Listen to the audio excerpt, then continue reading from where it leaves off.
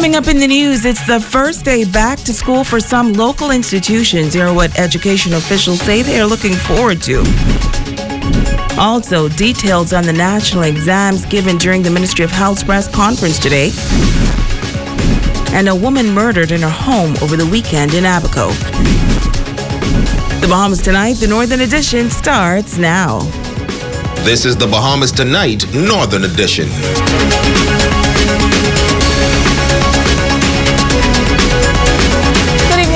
I'm Shoshana Wolf-Farquharson. As always, it is so great to have you with us. Topping the news tonight, public schools on Grand Bahama have reopened for the new school term. Tonight, education officials say they are looking forward to increased involvement from parents this semester. Megan Shepard has our top story. Students across Grand Bahama returning to the classroom after a brief Christmas break. At several schools, staff and teachers were enforcing safety protocols such as temperature checks and sanitization stations. The district superintendent of education for Grand Bahama, Bimini and the Keys, Ivan Butler, touting the success of education here on Grand Bahama during the previous term. He says that as school reopens, he wants to assure the public that schools are safe. All of our teachers, support staff, and the students reported, so we had a very smooth opening today.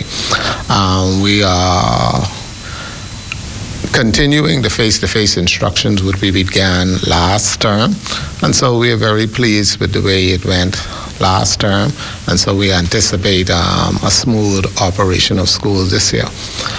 We would encourage parents, one, to keep their children home if they show any signs of illness of any kind, whether it be cold or sneezing, just keep their children at home. We've been sanitizing, we've been cleaning. We had some deep cleaning done over the Christmas break, and our schools are safe and ready for operation.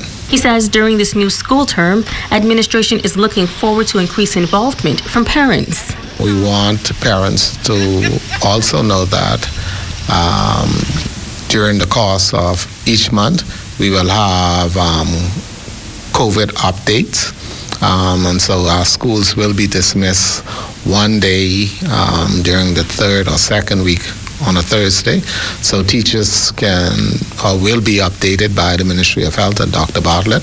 And so we are also asking parents to join our school PTA board, because we will be asking for some of our PTA members to come in and assist with crowd control during recess, during our break and lunch period.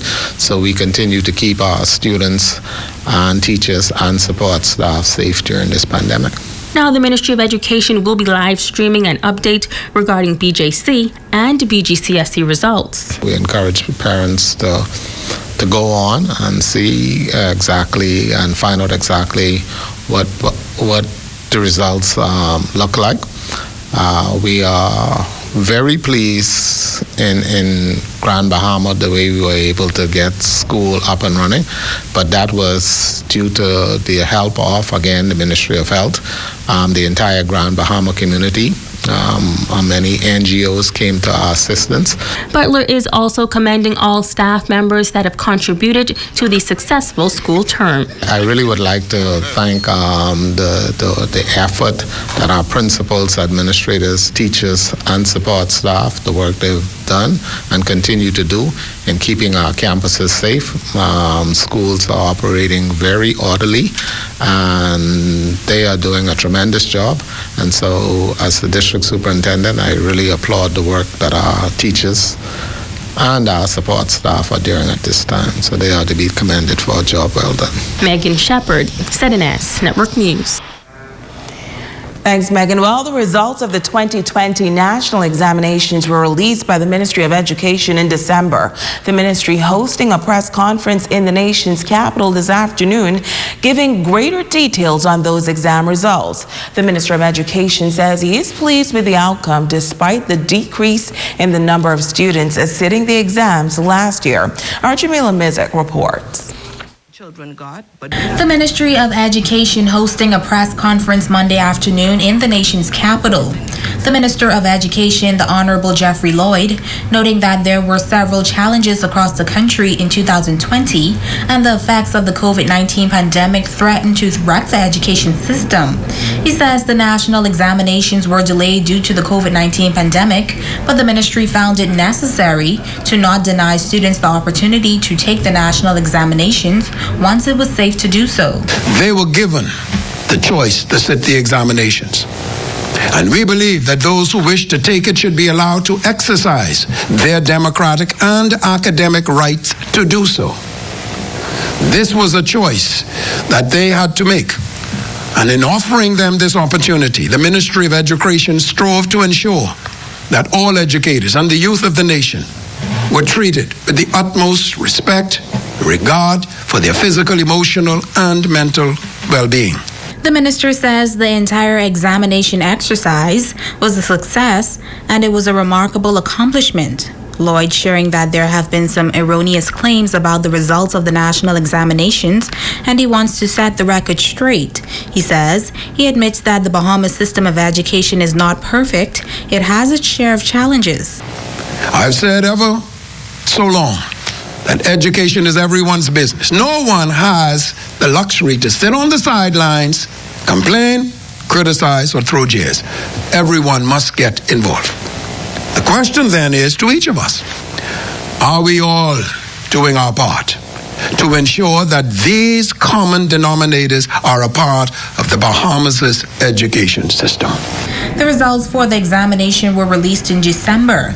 Lloyd says there were 31,878 grades awarded for the BJC examinations in the country in 2020, more than the 47,701 in 2019. 62.28% of those students achieved an A through D letter grade. Scores improved in 6 subjects this year: English language, mathematics, and literature among those 6 subjects. As for the BGCSE examinations, 15,017 grades were awarded in 2020 compared to the 23,810 in 2019. 68.29% of students who sat the examinations achieved a grade A through D compared to 70.18% in 2019. 15 subjects showed improvement in 2020 compared to 13 subjects in 2019. Accounts, chemistry, commerce, economics, Spanish, and food and nutrition among those subjects. The number of grades awarded might have been impacted by the fact that many students take BGCSE in the final year, that's grade 12. And many of them had already moved on to college, the workforce, or were unwilling to take the exams. The minimally reduced participation rates for 2020 were not unexpected in the middle of such a catastrophic and unprecedented event, and are reflective of the reduced rates experienced by other countries, so the Bahamas is not alone in this regard. They are a testimony to the great resilience of Bahamian educators, students, and their parents and guardians, and they show the Bahamas is second to none in learning to cope with adversity and to emerge successfully from that experience. Lloyd says the results of the national examinations are encouraging and it speaks to the resilience of Bahamian educators and students. Jamila Missick, ZNS Network News. Now, also on hand for Monday afternoon's press conference was Director of Education Marcellus Taylor, who sees the ministry and who says that the ministry sees the national examinations as an opportunity for students to get credentials. He adds that the purpose of the exam is not to measure the effectiveness of the educational system. These exams enable an individual student to demonstrate what they have gained over the years in school. That's part of the reason why the whole change from the 5-point scale to the 7-point scale, so that we could so that students can demonstrate what they have acquired over the years. And that information in a certificate then says to employers or to educate or to tertiary level education centers what it is that this person can be able to do, so it could be appropriately placed. Also in news, several Grand Bahama residents included in Her Majesty Queen Elizabeth's New Year's honors list for their outstanding service and contributions to the country. Among them, East End businessman Reuben Roberts for services to business and civic involvement, Shanina Gibson for service to politics and civic involvement, Jason Matthew Albury for environmental stewardship, altruism, and community service, former 8 Mile Rock MP James Mitchell Pinder for service to politics and business, and Grand Bahamas Assistant Commissioner of Police Ashton Greenslade for service to law enforcement. Greenslade says he is humbled by this honor. It goes to show you that with hard work and dedication, you reap good dividends. And I want to assure and promise the Bahamian people, in particular the residents of Grand Bahama, that I'll continue, my team and I will continue to provide good quality policing service, and we'll be honest, upfront, efficient in the execution of our duties. And I don't want to preempt the Commissioner of Police press briefing, but meet the press, that is. But what I can say this afternoon is I'm quite certain that crime is down here in Grand Bahama. And when the Commissioner meets with the press in a couple of days, you'll see the stats and see the results. And we're going to continue in that vein in 21. We'll continue to ensure that the residents of Grand Bahama, Abaco, and Bimini remain safe. Now, Grand Bahama's former press officer and Assistant Commissioner for the Family Islands, Radamaki, also receiving the Queen's Police Honor. Chairman of Zadanas, Frederick Gottlieb, awarded for services to politics and industry, Walter Wells for service to business and industry, and the Honorable Jeffrey Williams for service to sport and civic services. Also, Eddie Farquharson Jr. receiving the British Empire Medal for services to business and community involvement.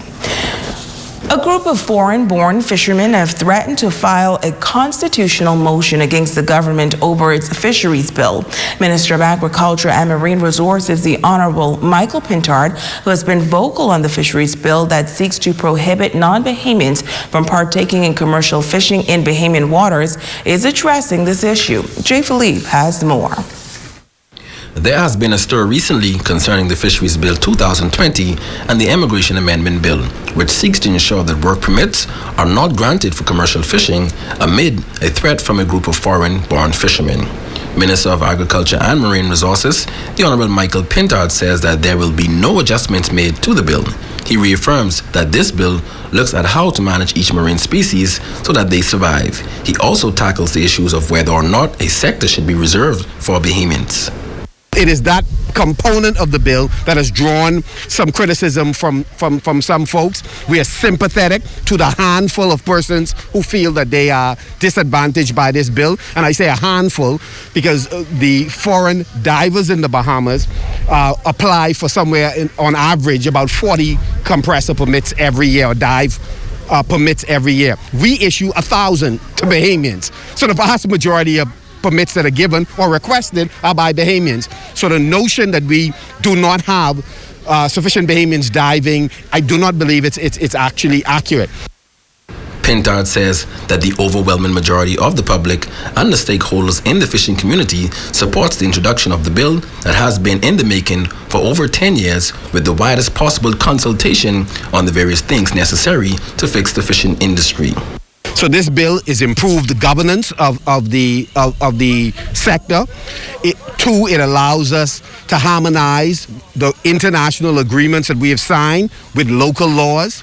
Thirdly, we built into this bill consultation process where you will have a forum where the stakeholders get to say to government, here are the critical issues and how we believe it should be dealt with, and then a consul that advises the minister on policy, legislation, and program. According to the Minister of Agriculture and Marine Resources, he says his obligations as a policymaker is wealth and job creation for Bahamians, in addition to protecting the marine environment for future generations. In this case, when I go to Parliament, I reflect the views of the sector. The cabinet reflects the views of the voting population, and we are going to protect Bahamian natural resources in the interest of generations unborn. A lot of talk about aragonite. It is but one component of the overall marine environment, just one. If you look at our mangroves, if you look at many of the other species that are underutilized, you're talking about in excess, just on the mangrove, just the coral reef, just those marine assets. If you look at you're talking about $6 billion according to the IDB. So we have to put a proper valuation on all of the marine environment so Bahamians can see why it is so important for us to protect it. He adds that most of our Caribbean neighbors, including the Dominican Republic, have challenges in the number of species that have been fished out. I make no apologies for defending future generations of Bahamian. For those persons who wish to focus on the immigration component, I believe it is important that you have parity between Bahamian men and women, and we ought to do an overhaul of our immigration law. Both administrations missed that opportunity, but we ought to do it again. This bill is not an immigration bill. This bill is about the comprehensive protection of the marine resources in the Commonwealth of the Bahamas, and it comments on who we believe should benefit from it, Bahamians. Well, a Grand Bahama businessman excelling abroad, giving some crucial advice to local business owners. As many businesses continue to struggle, he shares some important tips for a successful business. Health crisis COVID-19 made a significant impact on businesses around the world. But international business leader, author, and mastermind Michael Connolly says, at a time when entrepreneurs are making decisions on the way forward for the new year, or for those business owners who are struggling to keep their doors open, there are some important factors to consider for sustainability. The first, he says, is knowing your numbers. The better you know your numbers, the better you can make financial decisions. So when you look at understanding those numbers, and you, like literally, you'll be able to say, okay, well, even at my best, this doesn't make sense. I need to make some changes. Or you know what? If I make some tweaks here and there, I can do this. So it should They should start there, knowing their numbers. He adds that it is also important to be realistic. Anytime you start talking about financials and goals, everyone normally goes to these big goals. Like, I want to be this 6-figure earner, 7-figure earner. But then when you look at your yearly costs or your monthly costs, you may be all right making 30, 40, 50,000. So if that's your real number as a business person or someone looking to get into business, that should be your first set of numbers. Like sometimes, and if for someone starting out brand new, the first thing I encourage people to do is let your business start to cover one bill. Maybe that's a light bill. Maybe that's, a mortgage, whatever that bill may be. And for those interested in starting a business, what do you have that people want? Because if you think about it from that standpoint and just provide products and services that people want, it doesn't really matter. You just have to look at what people are already buying. But don't think of something that you have to import. Don't think of something just think of something really simple, and then kind of use where you at.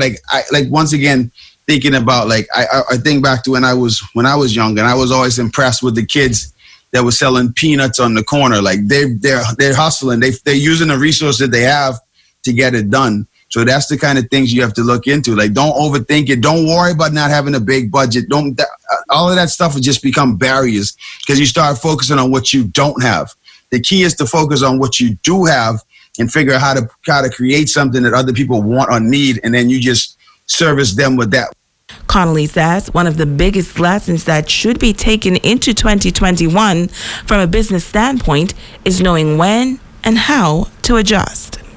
If you can't make those adjustments, then you might end up getting left behind. So it's really, really important to be able to move on a swivel, and be ready to make changes. And when you do things like that, a lot of amazing things happen.